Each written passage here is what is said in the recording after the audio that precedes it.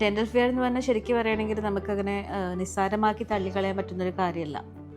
അതേപോലെ ചില പേഷ്യൻസ് നമ്മളെ ചില ഇംപ്ലാന്റ് പേഷ്യൻസ് പറയാറുണ്ട് നമ്മൾ എല്ല് ഡ്രില്ല് ചെയ്തിട്ടല്ലേ ഇംപ്ലാന്റ് വെക്കുന്നത് എന്നുള്ള കാര്യങ്ങളൊക്കെ. അപ്പോൾ അതൊക്കെ ഡെന്റൽ ഫിയർ ആണോ? ശരിക്കും നമ്മുടെ പല്ല് കേട് വരുത്തുന്നുണ്ടോ ഡോക്ടറെ? ഇല്ല ഇല്ല ഇല്ലല്ലോ. അതെ. പല്ല് ക്ലീൻ ചെയ്യുമ്പോൾ ശരിക്കും ഇനാമൽ പോകുന്നുണ്ടോ?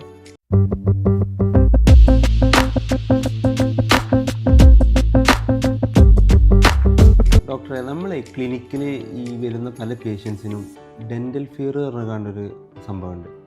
അതായത് അവർ ക്ലിനിക്കിൽ വരുമ്പോൾ അവർ വിചാരിക്കുകയാണ് പല്ല് ക്ലീൻ ചെയ്താൽ ഇനാമൽ പൊട്ടിപ്പോവുക, അല്ലാന്നുണ്ടെങ്കിൽ കേട് വന്ന പല്ലിന് നമ്മൾ കൂടുതൽ കേട് വെക്കുക, അല്ലെങ്കിൽ ഇപ്പോൾ പറയുകയാണെന്നുണ്ടെങ്കിൽ പല്ല് പറിക്കണത് തല ഇളകും എന്നുള്ള കാര്യങ്ങൾ പറയാം. അതൊക്കെ എന്തുകൊണ്ടാണ് അങ്ങനെ അവർ പറയുന്നത്? ഡെന്റൽ ഫെയർ എന്ന് പറഞ്ഞാൽ ശരിക്കും പറയുകയാണെങ്കിൽ നമുക്കങ്ങനെ നിസ്സാരമാക്കി തള്ളിക്കളയാൻ പറ്റുന്നൊരു കാര്യമല്ല. ഒരാൾക്ക് പല കാര്യങ്ങളോടും പേടിയുണ്ടാവും ഓരോരുത്തർക്കും.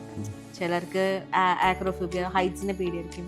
ചിലർക്ക് പിന്നെ പാറ്റയും അതുപോലെ തന്നെ എട്ടുകാലിയായിരിക്കും പേടി. ഇതുപോലെ തന്നെ വളരെ സീരിയസ് ആയിട്ടുള്ളൊരു ഇഷ്യൂ തന്നെയാണ് ഡെന്റൽ ഫിയർ എന്ന് പറഞ്ഞു കഴിഞ്ഞാൽ. അത് ഇപ്പോൾ ഡോക്ടർ പറഞ്ഞതുപോലെ പല റീസൺ കൊണ്ടുണ്ടാവും. ഒന്നാമത്തെ റീസൺ മിസ്ഇൻഫർമേഷനാണ്.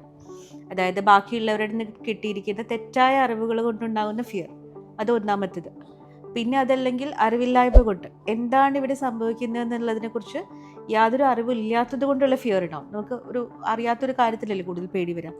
പിന്നെ വേറൊരു എക്സ്ട്രീം എന്ന് പറഞ്ഞാൽ ഗൂഗിളിൽ കയറി അല്ലെങ്കിൽ ഇപ്പോൾ ജെമിനി അതിലൊക്കെ കയറിയിട്ട് അനാവശ്യമായിട്ടുള്ള ക്വസ്റ്റ്യൻസ് ചോദിച്ച് അതിൽ വരുന്ന ആൻസേഴ്സ് കണ്ട് അതുകൊണ്ടുള്ള പേടി, അതിൽ യൂട്യൂബിൽ കയറിയിട്ട് സർജറീസൊക്കെ വാച്ച് ചെയ്തിട്ട് വരുന്ന പേടി. അപ്പോൾ അങ്ങനെ ഡിഫറെൻറ്റ് റീസൺസ് കൊണ്ട് പേടി ഉണ്ടാവും. ഇതിപ്പോൾ വന്നിട്ട് ഒരാൾ പറയുകയാണ് നിങ്ങൾ പല്ല് കേടുവരുത്തല്ലേ ചെയ്യാൻ ചോദിച്ചു കഴിഞ്ഞാൽ ശരിക്കും നമ്മൾ പല്ല് കേടുവരുത്തുന്നുണ്ടോ ഡോക്ടറെ? ഇല്ലല്ലോ. അതുപോലെ തന്നെ പല്ല് ക്ലീൻ ചെയ്യുമ്പോൾ ശരിക്കും ഇനാമൽ പോകുന്നുണ്ടോ?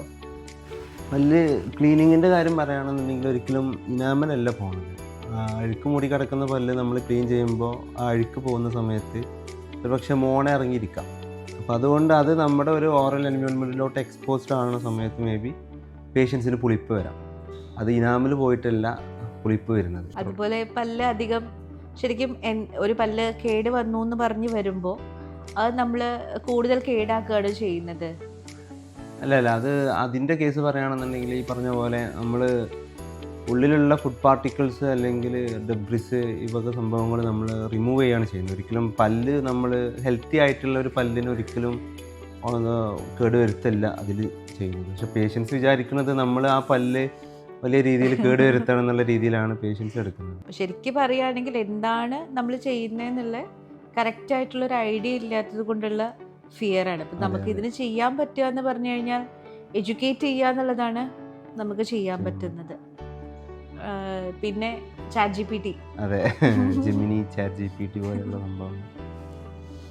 ഇതിൽ ആവശ്യമില്ലാത്ത കാര്യങ്ങൾ സെർച്ച് ചെയ്ത് ഒരുപാട് മിസ്ഇൻഫർമേഷൻ നമുക്ക് പറയാൻ പറ്റില്ല, പക്ഷെ ഓവറായിട്ട് എക്സ്പ്ലെയിൻ ചെയ്ത് കിട്ടുന്ന കാര്യങ്ങൾക്കും it can also generate dental fear. അതേപോലെ ചില പേഷ്യൻസ് നമ്മളെ ചില ഇംപ്ലാന്റ് പേഷ്യൻസ് പറയാറുണ്ട് നമ്മൾ എല്ല് ഡ്രില്ല് ചെയ്തിട്ടല്ലേ ഇംപ്ലാന്റ് വെക്കുന്നത് എന്നുള്ള കാര്യങ്ങളൊക്കെ. അപ്പോൾ അതൊക്കെ ഡെന്റൽ ഫിയർ ആണോ? ഇംപ്ലാന്റ് ഡ്രിൽ ചെയ്തിട്ടാണ് വെക്കാൻ പറ്റുക, അത് ശരിയാണ്. ഇതുപോലെ തന്നെയല്ലേ പല്ല് അടയ്ക്കുന്നതും, അതും ഡ്രിൽ തന്നെയാണ്. പക്ഷേ ഇതൊക്കെ നമ്മൾ ഓൾറെഡി എക്സ്റേ എടുത്ത് കാൽക്കുലേറ്റ് ചെയ്ത് എത്ര ഡ്രില്ല് ചെയ്യണം, ഈ ഡ്രില്ല് ചെയ്താൽ എന്താണ് നടക്കുക എന്നുള്ളത് മുന്നേ കമ്മ്യൂണിക്കേറ്റ് ചെയ്തിട്ടാണ് നമ്മൾ ചെയ്യുന്നത്. ഇത് മാത്രമല്ല, ക്ലീൻ ചെയ്യുന്നതാണെങ്കിലും പല്ല് അടയ്ക്കുന്നതാണെങ്കിലും പല്ല് പറിക്കുന്നതാണെങ്കിലും ഇംപ്ലാന്റ് ആണെങ്കിലും ഏതൊരു ട്രീറ്റ്മെൻറ്റിനെ കുറിച്ചിട്ടുള്ള പേടി പേഷ്യൻസിൻ്റെ മനസ്സിൽ നിൽക്കുമ്പം അവർക്ക് വന്ന് ട്രീറ്റ്മെൻറ്റ് സീക്ക് ചെയ്യാനുള്ള ആ ഒരു മടി ഉണ്ടാവും.